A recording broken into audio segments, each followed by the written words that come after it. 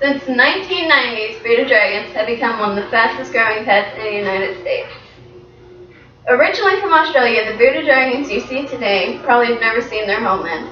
In the 1960s, Australia banned people from taking animals from their safari. However, it is believed in the 80s and 70s that animals, bearded dragons, kangaroos, whatever else, were still smuggled out of Australia. However, even though bearded dragons were just introduced in the United States in the 1990s, most bearded dragons you see today were born and raised in the United States because they are so prolific. Have you ever had a pet? Cat, a dog, fish, anything like that?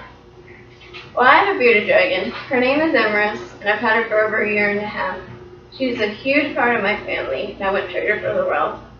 However, they are quite costly to set up, and it's something you should really consider. You have to think about the environment and what they'll live in, the nutrients, what you put in their body, and how to handle them to make them a kind pet instead of an aggressive reptile. As far as their environment, you should start off with at least a 20-gallon tank.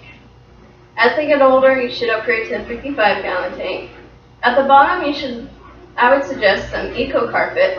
It's this green carpet, and it soaks up their substrate to keep it away from them, as well as making it easy for them to walk across. As well as their tank, you need to set up their heating and lighting. They need a daytime bulb, which is just kind of a regular light bulb, but it heats up. And then the nighttime bulb, it's an infrared bulb. As well as the heating bulbs, you need a UVA, UVB ray, a bulb in order to put on it, because they soak up these UVA and UVB rays in order to have strong bones.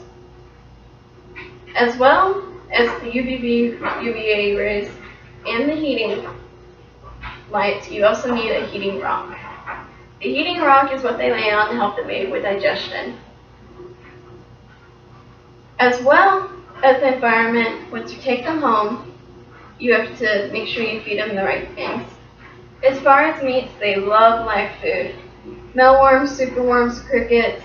When they're young, mealworms is the thing to go. Just make sure that what you feed them is not larger than the width of their head.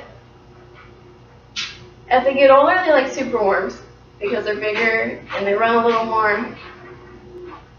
But just feed them as treats and not as an everyday substance. Crickets are an all-time favorite for all ages. They're fun, they jump around. They're also a great way for your bearded dragon to get the calcium they need. You get some calcium dust from the store, and you dust it with the crickets, seasoning them, you throw them in with the bearded dragon, and it'll chase them and love them. As far as vegetables go, kale, peas, and collard greens, just no leafy iceberg lettuce or anything like that. They love to eat stuff like that. Just make sure that you don't feed them like lightning bugs, which are extremely toxic to them. And they also love mangoes and bananas, especially my bearded dragon. He loves mangoes, maybe as much as I do. Just make sure you don't feed them mangoes too much because it will give them diarrhea. What I would suggest was getting an omnivore mix or a vegetable mix from the store. And it's just dehydrated food. You just put it in with a little bit of water, wait about 5 or 10 minutes, and then feed it to your bearded dragon. After the food, you also need to make sure they are handled to be nice. I would suggest handling them every day for the first year of having them. That's what I did with Russ.